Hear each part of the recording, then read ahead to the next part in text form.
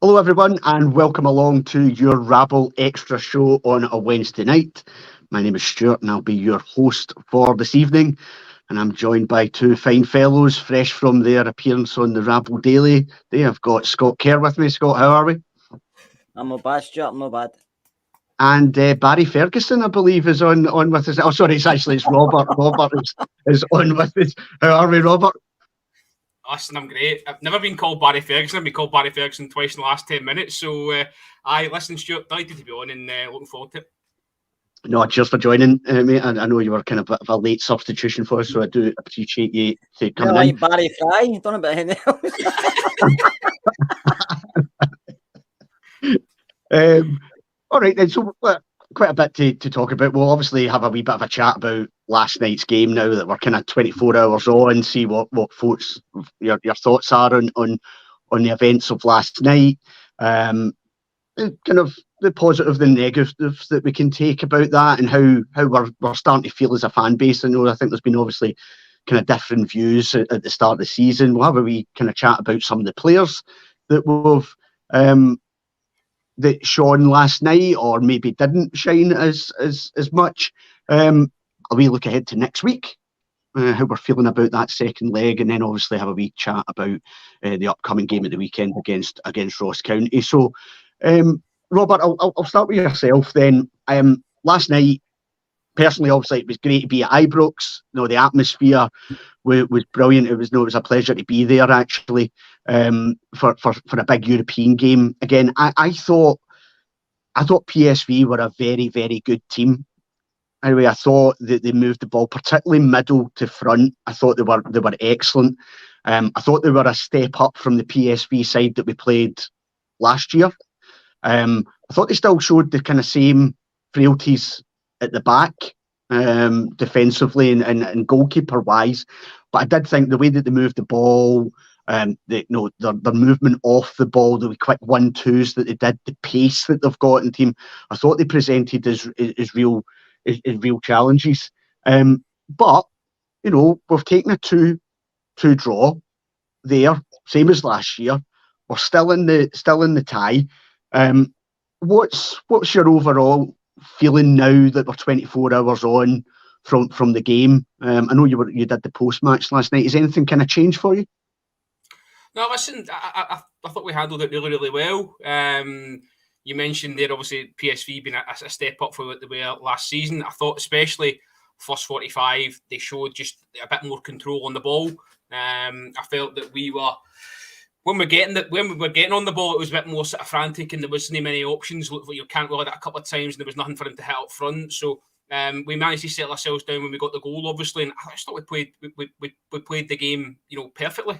Obviously, the defensive errors will come to them, I'm sure, but I don't think we could have asked for any more. I was going into the game thinking it could have been 2-3-0 off, and that was off the back of just watching 30 minutes of PSV in their first leg. So certainly, as I sit here now, happy, and I'm actually confident going into the second leg, which I didn't think I would be. I hoped we'd still be in the tie. We certainly are. Had a couple of chances towards the end where we could have probably put ourselves in front and put ourselves in even better footing going over there. But I think overall, you've got to be happy. I know we'll probably pick the bones apart of some player performances, and I don't want to be too harsh on players. I have been harsh on players the last couple of weeks, so I'm going to try and rein that in tonight. But certainly positive. There was a real good feeling after the game last night in terms of being on the podcast and the comments as well. So, no, positive. I just hope that there's two things really, Stuart. I hope we ride on this wave into the weekend and keep it going. I hope we don't revert back to how we were playing, systematically in the league game and the Servette game. I liked the way we lined up last night. I really liked Cantwell in that forward position. I thought Seema brought something a little bit different, albeit his touch and stuff we'll probably comment on as well. But I thought we played well, and I'm happy with how it turned out. Yeah, I mean, absolutely, and some of the stuff that you talk about we'll actually mention.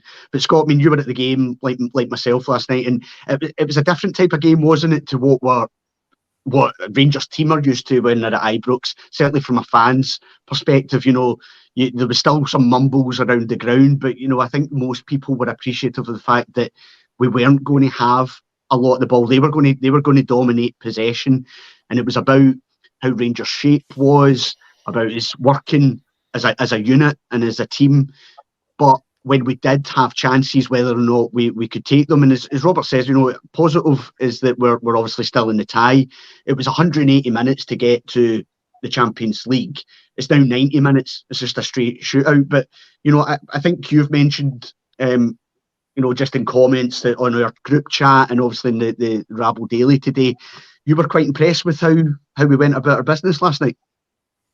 Yeah, I was. I wasn't looking forward. I was looking forward to the game, but I thought we were going to struggle. I thought that PSV, like Robert has said, I've only seen bits and bobs of them. And I watched Dom Granats and they looked very good going forward. And I thought last night we might struggle, but like I said today, I thought last night's performance at Ibrox was like an away performance for Rangers. I thought we were well disciplined. We kept our shape. We didn't press. Everybody around about me was kept shouting press, go out, go out. But they wanted us to. They wanted to pick us off, and we had to pick our moments when to press. And we done it well at times. We did create chances. We scored one from it. And I think that's what we have to do, because from middle to front, they're exciting. They're quick. They're fast. They can create a lot of chances if you let them. And so you have to be clever against teams like this. And we all know that they've got defensive frailties, but so do we. So we had to be clever last night. And I thought like Robert at the end of the day, I thought we connected it near the end. But listen, we're still in the tie. That's the main thing. We've done the same last year to each at Ibrox. And listen, I'm not saying my favourites. They're probably slight favourites. But to go over there, still be in the tie is good enough for me, because I didn't think from the start of the season we would be.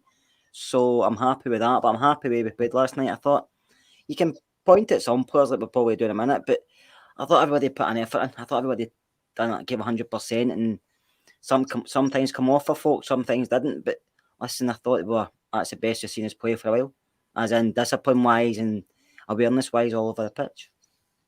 Yeah, no, I'd agree with that. And yeah, but I know we sit in different sections of the stadium, but it was absolutely the same with me. No shouts of press. And Robert, I want to touch on that, because you're right about there was a kind of positivity in last night's pod. There was a bit of positivity, which makes a bit of a nice change. But let's look at some of the negatives, because there were some. So let's not try and gloss. We will talk about the positives, but let's get the negatives out the way first. Kerr touches on about that press, and did we see last night potentially a bit of a learning curve for some of our maybe slightly younger players, at your Raskins, Cifuentes, etc., where it's when to press in these games? There was an incident in the second half where Raskins went after a ball, and probably 9 times out of 10 in the SPFL, he either gets that ball or he can make a tackle, or he has some sort of influence on that attacking player. They absolutely lapped it up. Before he knew it, there was a ball played away from him. The guy spun round, 1-2, and then he's driving and he's having to commit a foul towards our box. So I think there were things in terms of a bit of a learning curve for some of our players, which, we need to expect that some of these guys have never played quite at this level yet, and that's to be expected. 100%. Listen, I did think you would touch on Cifuentes and Raskin in particular. You kind of hope that with Ryan Jack in alongside them, he was maybe going to sort of talk them through the game at times. The older head sitting in there. Cifuentes, I think it's a tough one for him, because he's never played at, as you say, at that level. He's coming from a different league, different standard. I don't think he done too badly. I know people are saying that he wasn't at his best. Just shows you how well he's shown in the previous games. He has come in and hit the ground on. I don't think you can fault that. Raskin, he is guilty, by the way, of he's very brave on the ball, which then provokes mistakes, I feel. So he is, there was one in the first half, I think he played a ball back blind, and sort of he got out of trouble, really.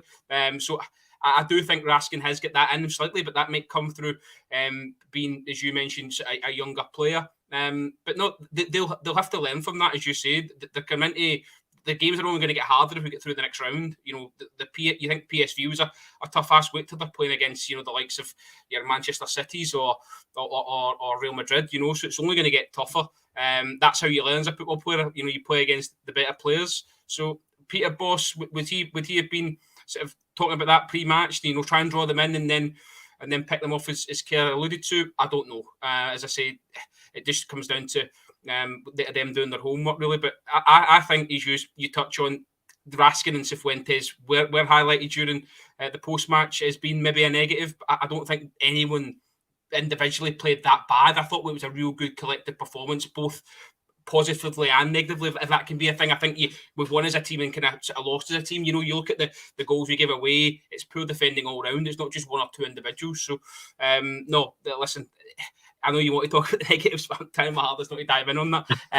No, I think ultimately there is things to work on. We debated earlier on how we're going to line up next week, even at the weekend. You know, how does he play it? Will he go with a three at the back? How do you sort of combat it? Do you sit in? Do you go and have a go? There's loads of questions for Michael Beale, but I think overall it's progression, as Mark always goes on about. The team have progressed on game by game. And I think last night was as strong a performance as a unit as we've seen to date. Yeah, I would absolutely agree with that. And the manager did make a comment, and I wanted to bring that up. We'll touch on that a bit later about his comment about the team working together. But Scott, I mean, I actually didn't think, I know where some people are saying Ryan Jack had a great game and stuff like that. I actually thought our midfield three struggled, but I understood potentially why they were. I mean, to say PSV play with fullbacks is actually a lie. What they play with is two sets of wingers on either side.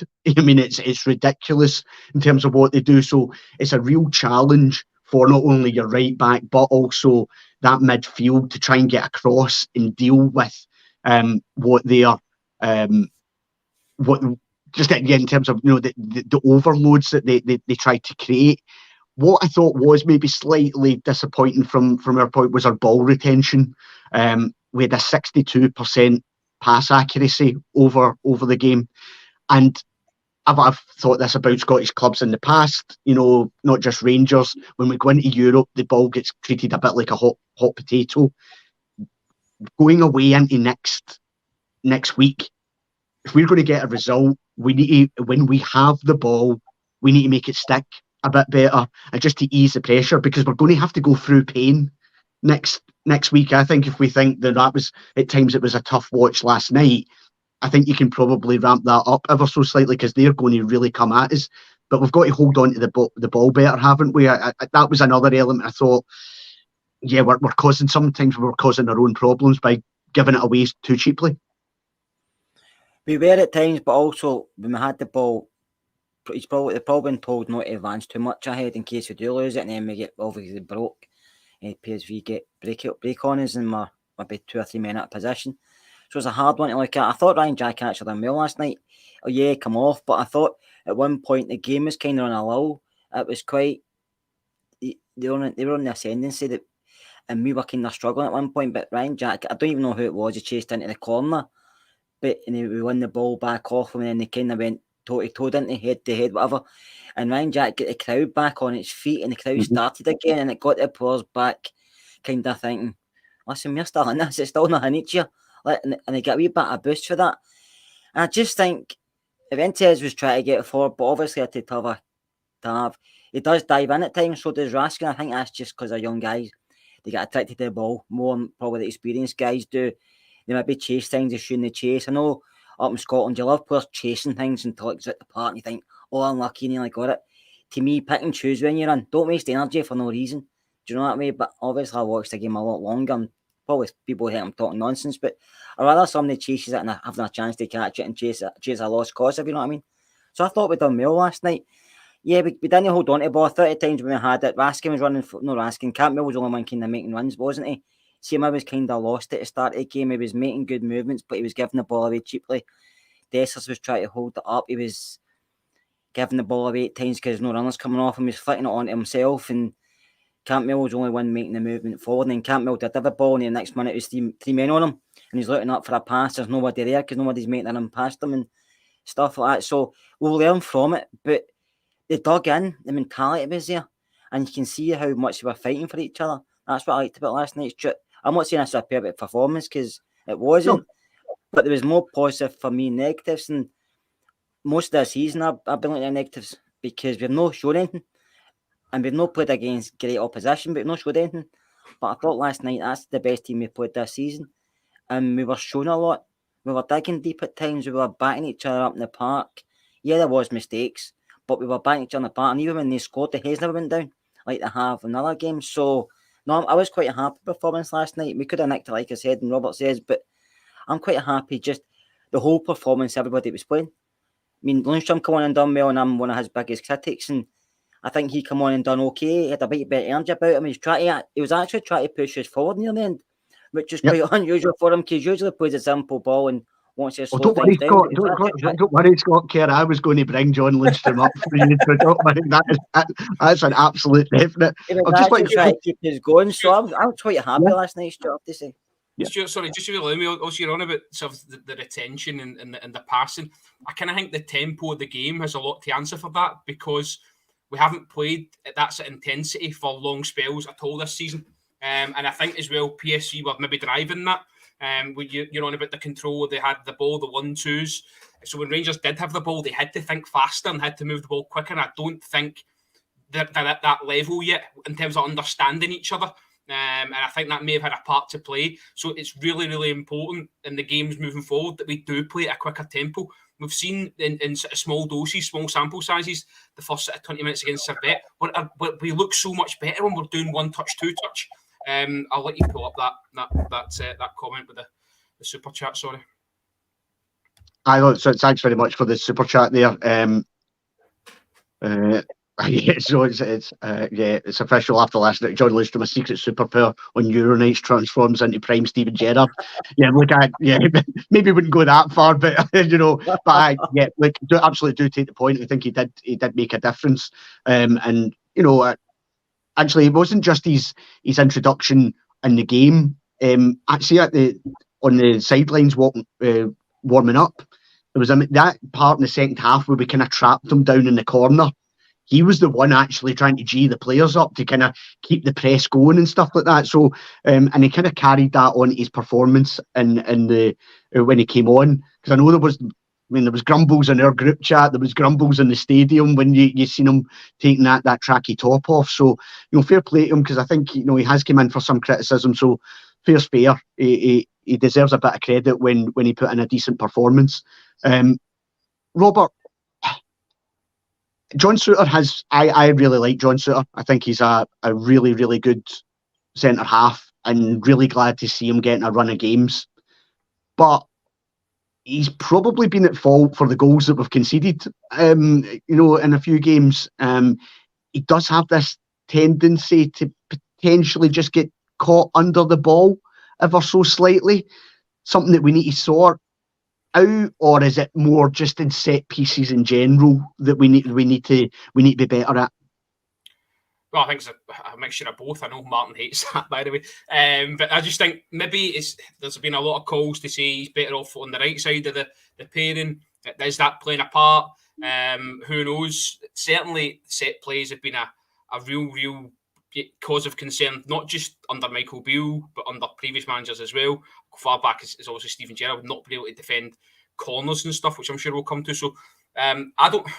Again, it's really hard because John Suter's, we've been talking him up. Those comments last night, get him as captain and stuff. So I think he's getting a buy, shall we say, on these errors, because obviously the one at Rugby Park does cost us. But John's just shown his qualities. It's not like he's the only thing we can talk about are the mistakes. He really is a quality centre half. So I'm sure whether it's a case of you do move him to the right and you swap out Goldson, which I really couldn't see, in all honesty. I think John is going to get used to playing on the left side of that pairing, unless Michael Beale switches to the three that Kerr's been championing for the last couple of podcasts. So we shall see. But I just, as Martin came on to champion John Suter, he loves John Suter. I just think John's a class act. I don't think the manager will be pulling aside and having any concerns there. It's just one of the things that it happens to be John time and time again at this early point in the season. By the way, I'm absolutely not having a go at him, because I think he should absolutely be one of our two centre halves if we're playing a four. It's just, we've seen the Kilmarnock one, we've seen last night, he was under the ball against Servette and stuff like that. There is something there, I think, and it would be foolish to ignore that. But I think overall his performances have been.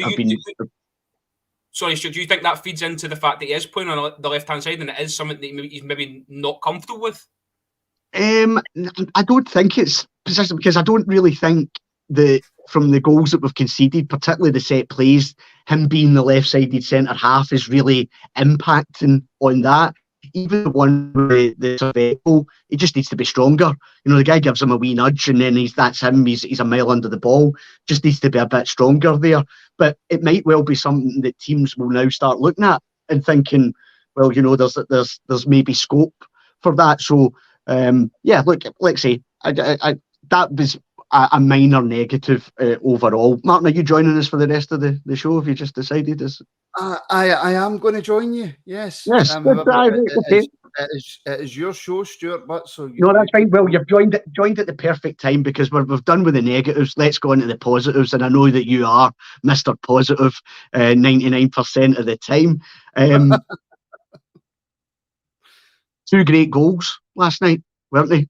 Absolutely fabulous streak or bits of movement from the team.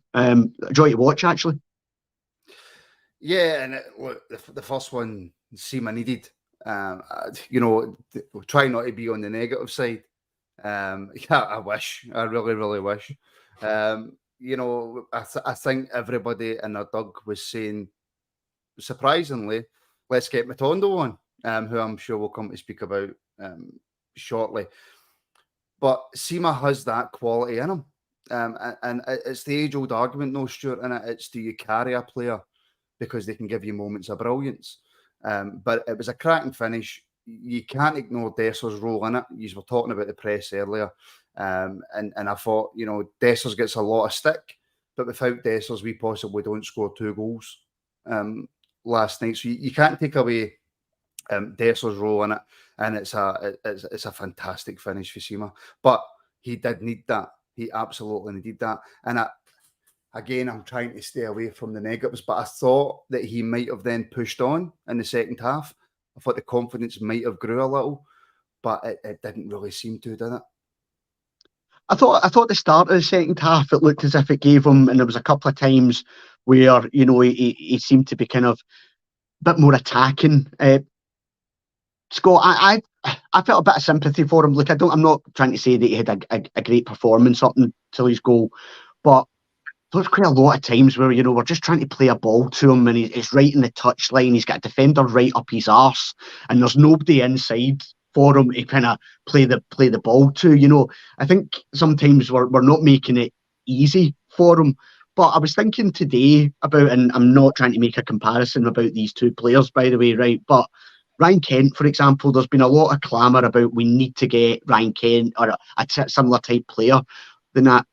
Ryan Kent scored 3 goals all season last year.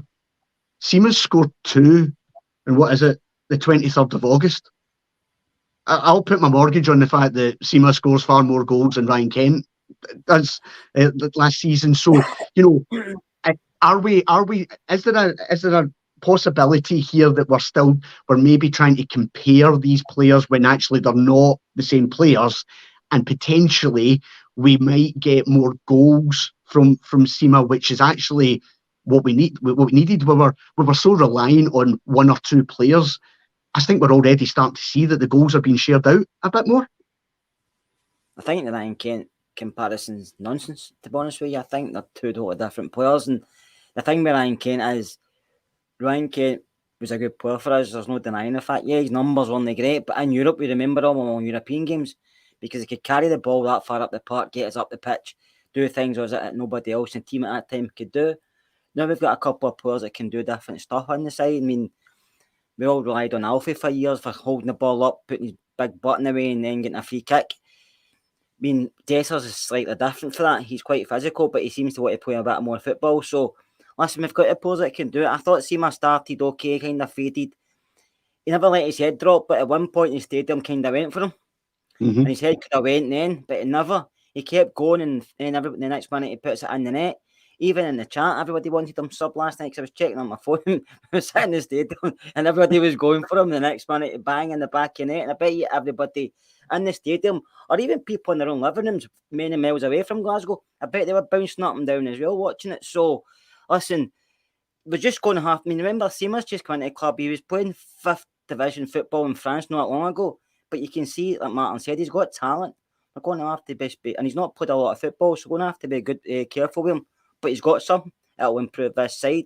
Dessler was involved with the 2 goals, and he's getting better as well. So, listen, I'm happy with last night. There's nothing last night that can put me off. I've been in a downer since the season started, but last night for some reason Don't I know it? Got me really up. Can I just say, by the way, on the reaction last night, I don't know what happened to me because I was not happy, right? But when the pod started, this just surge of positivity just came right through my whole body, and something just took over. Just quickly before you carry on, Stuart, Brian Gould, new channel member. Thank you very much, Brian. And the returning Michael or Michelle, I don't know, right? And I've asked before, and I get shouted at by Stu because apparently it's Michelle, and I said Michael, right? So I don't know. And I think Brian Gould was also a member before, by the way. So welcome back, guys. Stuart, see, just on Sima, right? See, for me personally, I think it's because there was certain occasions last night where he was in a position to actually go and do something. We know his pace. We've seen him play against us. We've seen him rip us apart. And there was a few occasions last night where you're saying, just knock it past him and go. You're going to beat him and you can do something. And then the thing, of course, he lets it go out for a corner when he possibly could take the ball down. Now, somebody, I think it was actually my mate Kevin, who said to me today that see if you actually watch before that, he shoves the guy. So whether it was intentional or it wasn't intentional, letting the ball go out of play, if he takes that ball and does something with it, there's every chance that gets pulled back for a free kick. I don't know. I can't remember because I haven't seen it. But I think there was just opportunities last night for Sima, and you can tell he's a confidence player. And even after scoring that goal, like you say, for maybe 5 minutes when the second half started, he showed a bit more desire, but just not enough. And I think that's just the worry. And with the comparisons with Kent, I don't know about you guys, but until that was brought up, I haven't even thought about Ryan Kent. And I certainly haven't thought about comparing him to Sima. I don't know where that's came from because Kent had nowhere near Sima's pace and Sima has nowhere near Kent's ability on the ball. So they're two absolute completely different players. So that comparison kind of baffles me a bit. Yeah, I just think it's obviously sometimes it gets, I think because they're kind of playing in that position, people are maybe looking at it in terms of, well, Kent would have done this, but Sima's not, or Sima's doing that. I do think we need to remember that they'll have different strengths and weaknesses, like you say, but, I think early signs are, as frustrating as he has possibly been, I think Sima will pop up with goals for us. I just think we need to utilise his strengths potentially better than what we've done so far. I was going to come to Robert. Stuart, sorry, before you go to Robert, can I just ask you a question? Mm-hmm. The way that Sima plays, the style that Sima's got, will that be useful to us in the Scottish League? I think it will. I think the interesting part would be whether or not, I hope he doesn't become this, and I think there's an argument here whether Matondo is this type of player, whether he's better as an impact sub or whether he's a starter.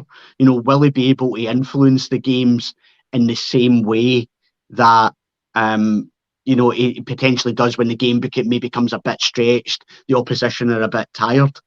That's probably the one sticking point that I've got about him. But yeah, I think there are opportunities there. We're crying out that a lot of people are crying out that we need width. Well, actually, Sima's probably one of the players that we've got currently that would be able to offer us that. So we should trying to use his. I think sometimes he prefers to come in off the right hand side. We've seen him on the left quite a bit as well. So again, it's about utilising. I think that's Matondo as well. I think there was I listened to something today, a really valid point I heard being made about the fact last season we played Matondo on the right hand side. He's never done it because Kent was never getting dropped. What we've suddenly seen is Matondo being utilised on the left hand side, and actually he looks a slightly different player. He looks, somebody mentioned he came on against Liverpool at Anfield. He actually looked half decent at time because he was coming on that left hand side. So I think there's an element of utilising players in the right positions as well for me to hopefully get the most out of them. But Robert, another positive for me was we lost we conceded that equaliser, that second equaliser. And I'd be lying if I say that I'm sitting at the stadium not going, this could be a really long last 10 to 15 minutes for us. But in actual fact, Rangers finished the stronger team. We looked as if we were more likely, and we probably should have got that third goal. I thought a real positive was the fact that we recovered really quickly after that setback, and also that linking into what Michael Beale talked about, the kind of team spirit and stuff. I thought that was a real positive in terms of how we finished that game. I thought the fitness levels again looked as if they were there. So I was really happy to see that. Listen, they pull together as, heads didn't go down. Couple of good chances. I mean, Daniel's, for me, he's got to score. If he's a bit of lift on that, that's three, and it's a good night's work. Also, well, Matondo, when he came on as well, some lovely footwork inside the box, and then obviously gets that strike at the end that fizzes over the bar. So, as you say, Rangers definitely finished the stronger of the sides, and unfortunately, just couldn't sort of get that one, over the line. Again, PSV probably thought the Rangers would shy away, should I say, for the fight once they equalised, but it wasn't happening. They must have thought, what are these guys on? They're coming back wave after wave after wave. So, no, very impressive, as you touched on there, a real collective performance. That's why I'm reluctant to sort of pick out individuals, because I just thought it was a good team performance in Europe. Michael Beale deserves some plaudits as well, because he got his team spot on, I thought. He looked like he was enjoying it on the sidelines that I touched on last night. So, all in all, you can't really fault too much. The goals that we gave away, yeah, we could pick holes in that, but in terms of what you say, just coming back and trying to win the match, we never sort of shied away and sat back and accepted that 2-2 was going to be the score.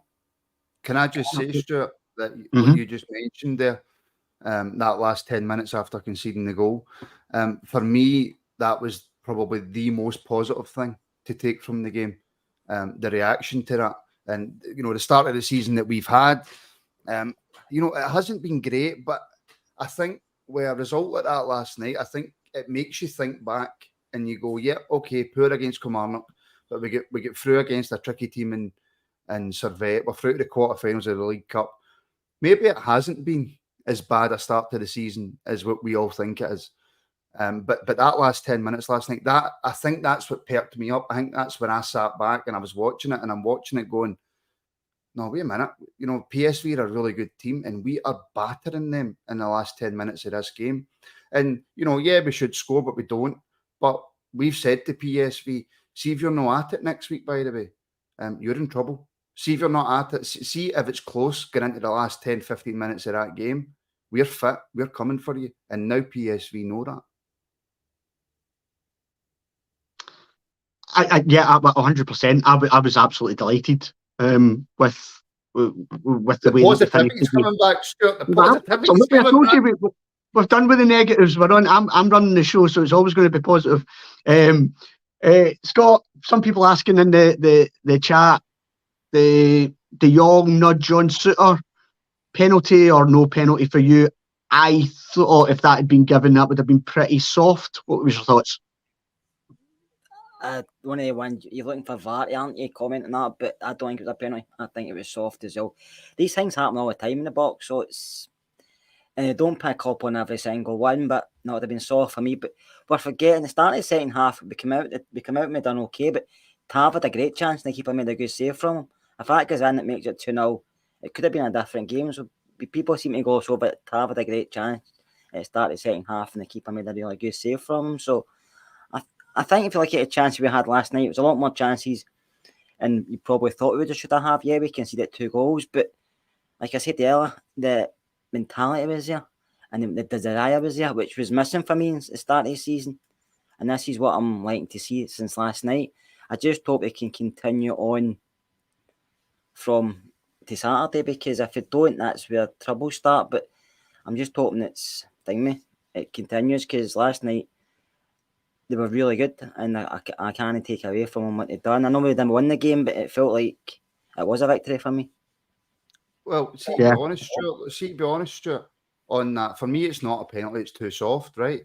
But on that referee's performance last night, the fouls that he was given, and I'm not sitting here with the blue-tinted specs on and saying he gave everything to PSV, because he didn't, but he gave a lot to PSV in terms of 50-50 challenges that for me weren't free kicks. So on the referee's performance, that could very well have been a penalty last night, because I've got a funny feeling if it was the other way about, it might have been a penalty. But again, if we're being honest about it, if that is given against us, we're on here tonight lambasting that, because I don't think it's a penalty. I agree with you, and I want to just make a comment about the referee, but just to Brian Gold, yeah, that will be me in the background of that photo. I was desperately trying to get my photo with Broxy last night, but it wasn't for happening. So, but yeah, that'll be me in the background of your grandson's photo with Broxy. I was having a pint in Edmonton House last night. Were you at Ibrox last night, Stuart? I was. Aye. Oh, was Kerr at Ibrox? I was. Aye. Was there quite a lot of other people who were involved with the Rabble at Ibrox last night? I believe so. I believe that's how it worked. I don't think. As far as I'm aware, I'm not entirely sure about this, but I don't think there is a rule that you have to be at Ibrox to then be on a podcast. But you can get a mix of that. But that's supposedly that's happened. But just on the ref, actually, just because this is an absolute bugbear of mine, a lot of talking now about how slowing the game down and how long the ball is in play and stuff like that. This ref did something that absolutely pisses me off, in that Goldson wins a header in the Rangers box in the second half. He's fouled, but actually the ball falls to a Rangers player. Referee could have easily have played advantage. He then stops the play to award the free kick. He took an age, but then he took an age to write up bookings in his wee notebook. You're just writing a number, mate. But was quite happy to have a go at Butland to try and move the game on at goal kicks. Well, actually, the referee has a part to play in how fast the game moves as well. And I think sometimes they forget that. Robert, sorry, that was me just having a rant. Robert, Todd Cantwell, another brilliant performance from him. He's the whole of Ibrox is in love with this guy. You could sense that he was just reveling in a big European night at Ibrox. There were times where he genuinely, he even when he had nothing on, three guys round him, he was managing to wriggle out of it, get us up the park, move things. He was leading from the front in terms of his press. Interesting, because there is this bit of a debate. He's talked about the manager sees him as both an 8 and a 10. What's your views? He's a 10 all day long for me. I don't mean that just positionally, but like in his performance, he's a 10 as well, because you go to Ibrox and you mentioned a fan's favourite, all the shirts with the kids and the names on the back, it's all Cantwell 13. This guy's coming, taking the club by storm. I was watching him, when they were lining up, the Champions League song was playing. And I like to see the reaction of the guys when this is playing, and he was just sort of stood there, sort of taking it all in, and what a show he put on. He's without doubt our best player. I don't know. Michael Beale said we got all three players: Cifuentes, Raskin, and Cantwell for £2 million. I find that hard to believe, but if it's true, what an absolute steal! Todd Cantwell is one of the best players I've seen at Ibrox in a very long time. He just seems to take everything in his stride. He's a class above. He looks effortless at times. He does seem to be a target. Obviously, teams know he's a threat, so he does seem to have, as you mentioned, 2 or 3 men around him in an instance, but when it comes to his position, you've got to play him higher up the pitch. He'll come back anyway and help out, but you've got to play him higher up the pitch to get the benefit of that. And I just think when the managers brought Sam Lammers in, Lammers is obviously his own player. I'm not saying that we know he brought Cantwell in, but he's brought Lammers in and probably thought, I can get away with putting Cantwell a little bit further back. But I don't think you then lose that in-game relationship he's got with his pal Nico Raskin. I think when they're side by side, they're not as effective. Raskin gets his head up. He's looking for Todd time and time again. We saw early in the first couple of minutes, Cantwell gets into the box and doesn't get his head up to find his wee pal, and his wee pal was livid. So I just think as much as we want Lammers to succeed, and we really, really do, I think you're taking something away from the team if you don't have Todd Cantwell in that position, Stuart. Best player in Scotland by a country mile.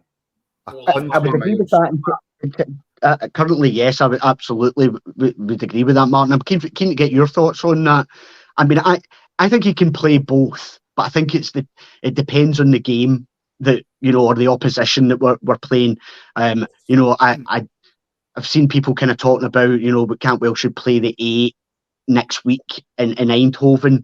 I'm not convinced with that, because I think we might find ourselves too open with that. And plus, he is the lead of that press. You know, he's the one that absolutely starts it on many occasions. So, can you get your thoughts on Cantwell in terms of where you think he's best? And also, just you know, let's talk about Matondo and his impact in that second goal. I mean, I don't know how many times I've watched it today, because it's absolutely brilliant. Everything about it. The whole of Ibrox side when Cantwell played the pass to Dessers, because everybody thought that the ball was actually out to Matondo. Yeah. See, on reflection now, though, I think the fact that it went to Dessers and Dessers playing that beautiful pass, Matondo had to hit it first time. Matondo running, getting the ball from Cantwell and running with the ball, I'm not convinced he scores, because his legs are going too fast and he probably makes a bit of an arse of it. The fact that it was just perfectly there and he had to hit it first time, absolutely brilliant goal. So thoughts on Cantwell and thoughts on Matondo in that goal? Well, firstly, it's an unbelievable finish by Matondo. Unbelievable finish. And I get your point that, you know, and a lot of strikers, I know he's not necessarily a striker, but a lot of strikers will say to you they prefer to hit things first time rather than have a touch, because then you get time to think. And one of the worst things in football sometimes is the ability to think. And the ball by Dessers can't be understated. It's the perfect pass. If a world-class player makes that pass, then it's getting replayed in Sky Sports News all day. It's an absolutely fantastic pass. And yeah, I was sitting watching it, and I was 100% convinced it was offside. So when the goal went in, I'm sitting there and I'm saying to my missus, look, it's 100% offside. Dessers is offside. And then obviously the reviewer, whatever, and then I started screaming, uncontrollably screaming, and my throat's still not really recovered. Matondo, I hope it's not just, you know, 2 or 3 weeks of Matondo playing well and then we go back to seeing the old Rabbi. I know that the podcast is titled, you know, Matondo's redemption, and I sincerely hope it is, and I sincerely hope that he makes us eat our words, because Rabbi has shown, and even that effort towards the end of the game, that volley, the technique, that just shows you when he's full of confidence, that the technique and the ability that he's got is there. And I have never seen anybody as fast with the ball at their feet in my life as what Rabbi is. So I'm fully confident Rabbi Matondo playing at the top of his game will be absolutely invaluable for us, and I just hope we do get that. Todd Cantwell, as far as I'm concerned, can play whatever he wants to on that pitch. He is that good. But I take your point with regards to playing a PSV away. You would much rather a more structured midfield. I get that. And Cantwell up top, either left, right, or central. What I love about Todd is he's the leader of that team, by the way. No doubt about it. He's the leader of that team. Not just in performance, but you can see it. He's telling people where to go. He's having a go at people when they're not in the right positions.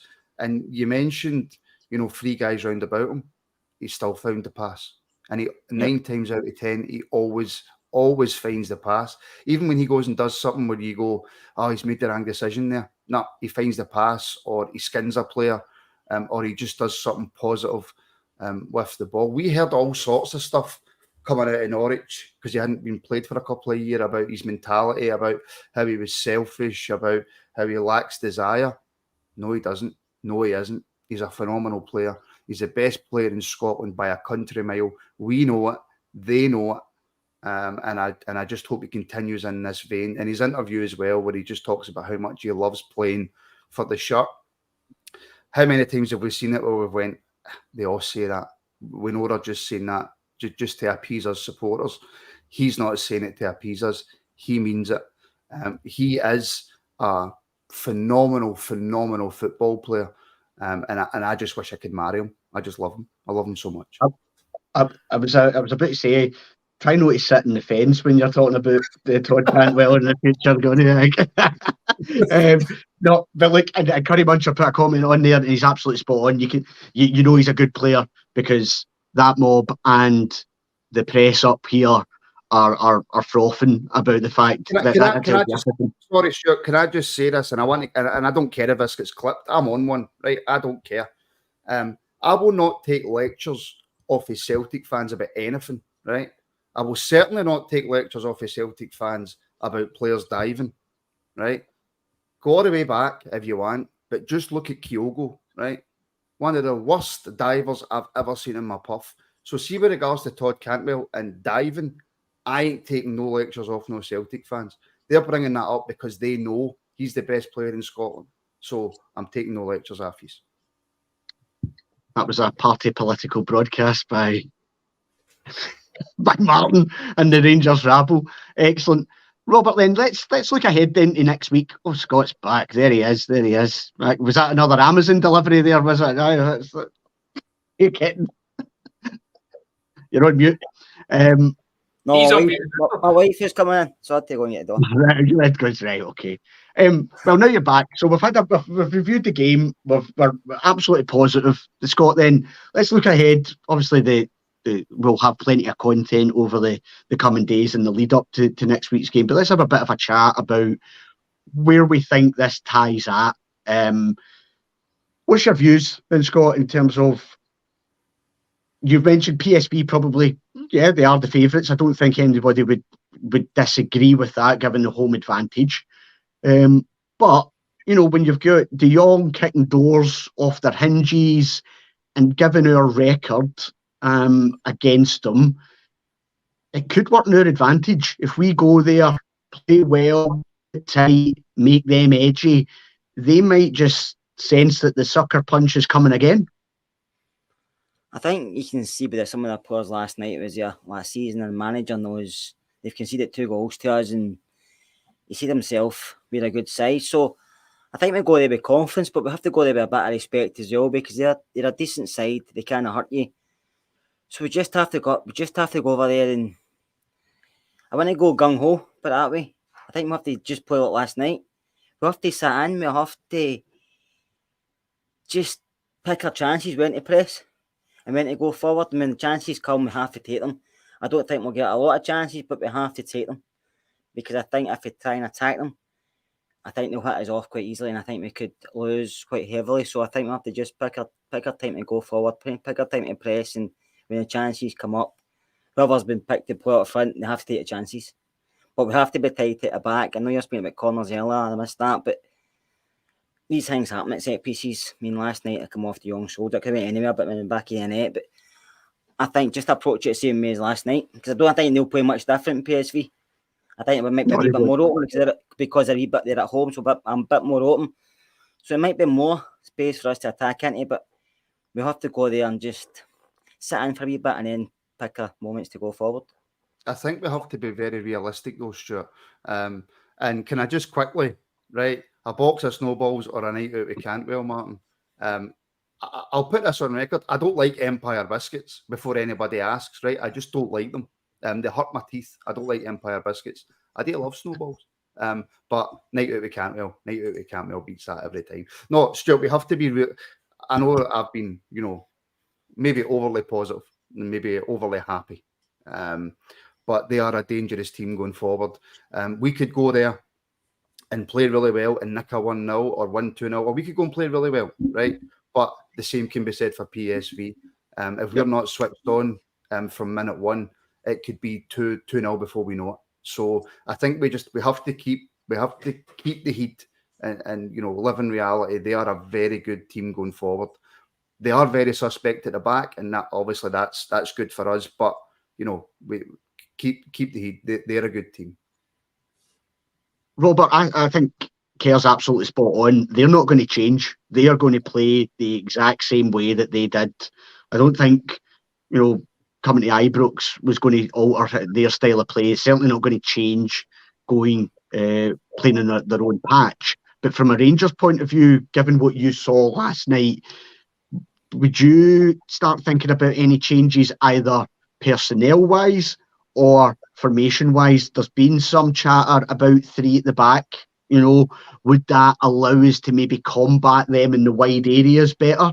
Like I said, we talked about the fact that the left back and right back basically play as wingers. So they've basically got two sets of wingers out in each. What's any thoughts from you now in terms of what you would like to see Rangers doing or our best chance to get through? Well, listen, I think you just need to match the tempo and the intensity. The shape will... Listen, we're not going to have much call on the shape. I think I quite like the way we lined up last night. I'm not going to lie. I like us to Cantwell up top, and whether it's Sima or Matondo, gives you a wee bit of a different dimension than we have done in past matches. I don't know if we've seen enough of 3 at the back for it to be used for the start and what could be quite an important game.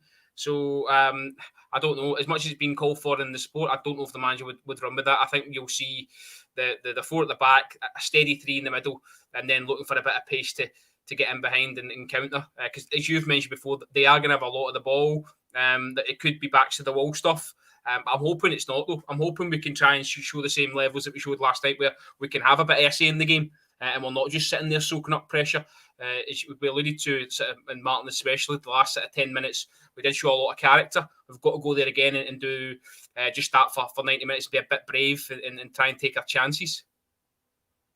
Martin, we've seen Joey Veerman, our good friend, Joey, talking about all Rangers did was shoot balls into the stand.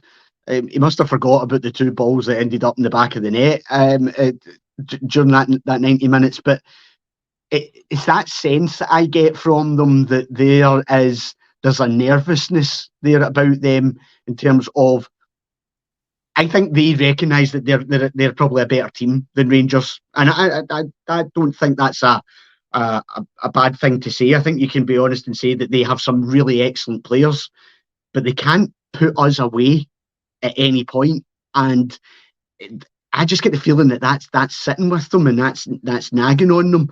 And and if we could either get an early goal or keep them at bay and then just gradually come into it, that crowd I could see turning, and some of their players turning as well. Well, they turned at Ibrox, didn't they? I mean, Veerman went over to take a corner and they were all having a go at him. So as far as I'm concerned, Veerman can go and cry more. In fact, I'll go one better. William's right. Veerman's just a utter bellend. That's all Joey Veerman is.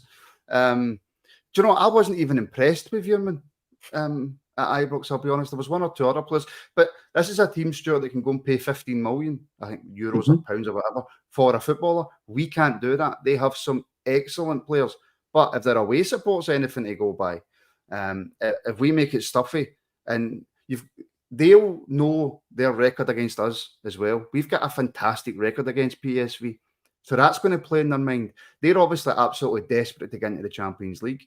We stopped them from doing it last year. So if it's a tight game and it's first half nothing each or whatever, and it's getting towards the end of the game, all that's in their heads is Rangers know how to beat us. We need to be in the Champions League. We want to play Champions League football. We can't get put out by this team for Scotland again. So if Veerman can't handle the pressure, go and play for Aberdeen or something. Until he signs for Rangers in 3 years' time and we're all wearing Joey Veerman t-shirts. Then he's a class act, sure. Then he's a class act. And I just liked, Robert, I think you were spot on, actually. So you mentioned something last night on the post-match about, Beale's, just his mannerisms and how he was after the game, and listening to his post-match where he said, I don't think they will underestimate us, but they better not. It's always a bit of fighting spirit and from Beale and stuff like that, because we have a decent away record, not just against PSV, but we've got a decent away record in Europe. So it's going to be tough. As I said before, I think we will have to go through the pain at times in the game, but I think we've now got quality at the top end where we can absolutely hurt them. So we shouldn't be going fearing this. It's going to be a challenge, but we can do it. listen, you saw the evidence over whether it was last year's ties or this year's. There's no much between the teams. Let's be really, really honest. I know Martin's alluded to them go and spend loads of money on players. The guy Lang, I wasn't overly impressed with. Didn't think he looked like a £15 million player. He's saying good player. I can only go off what I've seen. And I think was it his first game? Robert, he's a good player. Was it his first game last night? Yeah, I don't know. Nothing was really coming off for him. Maybe it was just one of the nights. But all I'm saying is I don't think, Stuart, there's much between the teams, and I'd be disappointed if we go there and camp in. And I don't think that's how you win that match. I think you've got to go there, albeit, take the bits of pressure and sit back and obviously defend that. But you need to try and impose yourself because we've got, as you mentioned there, we've got players that can hurt them. So I don't think Michael Beale's going to do it. As you said, he's bullish now. He enjoyed it. Definitely enjoyed it. The atmosphere looked brilliant, I must say. The tifo at the start was class, and there was a lot of singing and going on and a lot of backing of the team. So Michael Beale definitely enjoyed that. He's thinking, I want a taste of the Champions League. He said before, the players that he brought in, he didn't sell them a dream of Champions League football. He sold them a dream that they could put themselves into the Champions League, and they've all got aspirations of playing Champions League. So I'm sure they're just going to go there and take it on. We can beat these guys. They're not the guys that I thought they were. I was terrified. Now they've got me sort of dreaming that we can actually do this, and there's not much between them. Sure. Yes. There's a few people in the comments, and I think Sharpie at one point actually shouted, asking if we can discuss James Tavernier. It's up to you. You're in charge. Martin, James Tavernier, discuss. So, Scott Kerr, what's your thoughts on the captain? He's getting a lot of stick and a lot of abuse, and he's turned the camera. I'm at a loss, Stuart. I don't know. I genuinely don't know. Has he lost a yard of pace? I don't know. Is he one of the worst players? Was he one of the worst players on the park last night? I don't know. I didn't think so. I have to say. But see, the problem is, when you see so much negativity about one player, you start to then look at that player in that light. It's what do they call it? Unconscious bias or whatever the hell they call it. I don't know. Can somebody help me out? Is Tav really that poor? Because I don't think he is. No, he's not, Martin. Tav's a scapegoat. He's basically I think so. Scapegoat for the team. There's no other option. We all know he's not a perfect fullback. We all know he's got his limitations, but we all know what he offers as well. And I think with the system we're playing, he will get caught out at times because he's older. He's been at the club 8 years. He's not get probably that. He's got the same desire, but he's not got the same probably less come down the park. Borner's probably the same on the other side. But when we're playing a narrow formation at times, the two are going to be exposed. I think that's where a lot of people, including myself, want to three it back because it protects them more and they can push further up with their strongest. Whereas when they're defending, they do struggle at times. But Robert did say, we've not got anybody. If you drop him, who do you bring in? Everybody was shouting for Sterling and they come on against Morton and people were slagging him. So Tav does enough for me. He gets us through games. Yeah, we all know it's probably maybe his last season at the club, as in playing every week. You could probably go and buy somebody else for next season, bring a younger version in. But he's one of these players, Martin and Robert and Stuart. Tav is, you only realise what he gives you when he's not here. Yeah, listen, he's bringing in another fullback and you'll think back, but Tav would give us this, Tav would give us that, but nobody else is going to go do that because he's done that well for us. And you've got to remember when he came in the Championship and he's still here playing at a top level. So it's easy to criticise him. It's very easy to criticise him. Listen, he was a good save away for a goal last night. The flicker on the corner piece of Fuentes, and that's a really good save, that. And Tav, he does well to get a shot away. Like I say, another European goal. The guy, listen, he's got his faults. Well, he's not perfect, but he brings so much in terms of the attacking, big goals at the big time. So what's the other option? Because Sterling, I don't think, is it. I don't even know what his best position is. I've said it numerous times on this podcast. We've argued, is he a wing back? Is he a full back? Is he a centre back? Nobody bloody knows. Nobody can pin it down. Back three. You say again, sorry? Back three. Back three. Tavernier hasn't got the competition. I don't even think Barisic has got the competition. I don't think Beale fancies Ridvan. So that's another. We need fullbacks, and whether it's January or next summer, we need fullbacks. The problem is this is the problem, Stuart, when you and I'm starting to wonder if it's me, right? Because the majority of our comments that I'm looking at anyway are negative towards Tav. So I'm starting to think, I don't claim to be a football genius at all. I'm really not. But when the majority of comments are negative, I'm thinking, well, what am I not seeing then?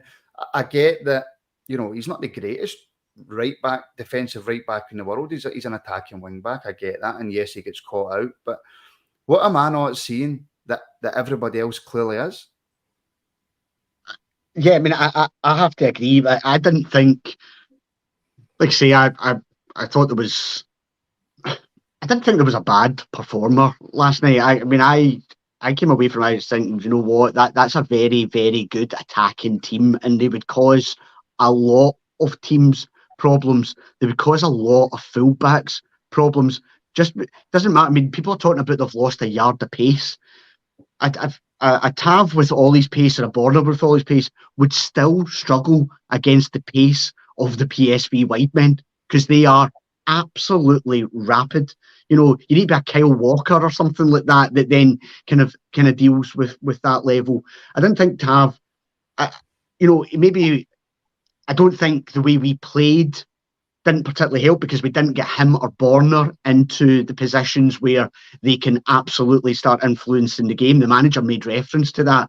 That's something he wants to see for next week, to try and get them into better positions. We didn't. I think the stats showed we didn't have one successful cross, i.e. it landed or it fell to a Rangers player. So maybe that's kind of what's making people think that a bit. I do tend to agree. I'm not convinced that we've got the replacements there. I would love to have seen Ridvan get a run of games, but that's not happening due to injury or whatever else other reason. Is Sterling the right back? Or the other option is Adam Devine. I don't think MD's playing Adam Devine over Tavernier in this game. So he's what we've got at the moment. Whether you agree with that or not, he'll be playing on Saturday. He'll be playing next week. And would I put it past him that he pops up at the back post and scores the goal that takes us to the Champions League? I wouldn't. And, that's the other side of it. He scores big goals for us. We might think he's not the greatest of defenders. That's absolutely fine. People are entitled to that. But he does give us other options and other things to his game. Actually, I thought the criticism on the chat tonight and from last night a tad harsh for me personally. There's a lot of people saying that Goldson saved his arse quite a lot last night. And I'm sure... Goldson played very well, by the way. Goldson played very well last night. But the first goal obviously comes down, Tav's side. But you can look at not just Tav, you can look at Cifuentes and Raskin for that goal as well. Yes. Obviously, they're all drawn to the ball, but it's always Tav that gets it. The comment I put up for Ian there, I think that's got a lot to do with the fact that he's been captain, and we've won one league, one Scottish Cup. That's not good enough, but that's not just Tav, that's all the players. But we've changed a lot of players, and Tav's still there. So maybe there's something in that as well. But I don't think that's not something that's going to that discussion. I think will rumble on, and yeah, he's like you say. Yeah, I think there are other things that play into that, and there's, I don't think that will ever. It's never really left him. People have never taken to him. It didn't take long for the first fuck's sake Tav to be shouted at Ibrox last night, and it never will. But okay, then that's it. We've just went into injury time a wee bit there, but that was a really enjoyable chat. Robert, thanks for joining us. You really are working up the overtime in this podcast over recent days. Well done. Well, listen, it's to the detriment of some people. Absolute filters. I've been called the poor man's Barry Ferguson. It's been a tough night. Listen. Just listen. Exactly. No, listen, Stuart, thanks for having me on. It's been an absolute pleasure. I don't get to share the stage with you often, so thanks for having me on, mate. No worries, mate. No worries. Scott, appreciate that, mate. No boss, Stuart and Robert, I'll be watching tomorrow night when you're back on again. podcast tomorrow night, I'm going There's to no lie. podcast tomorrow. I actually got a fright there. And thanks to the gaffer for making an impromptu appearance. Appreciate that. And must be nice to be on the other side.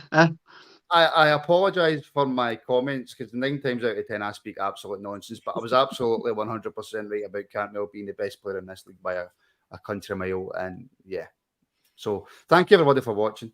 Thank you. I'm used to doing this bit, Stuart. I apologise. No, it's my show, so shut up now. That's fine. No, thanks everybody for watching. Thanks for all the comments. Really good debate as always. And we will be back over the next coming days with the kind of look ahead into Saturday's game and then into next week. But for the now, thanks for watching and take care, everyone. Cheers.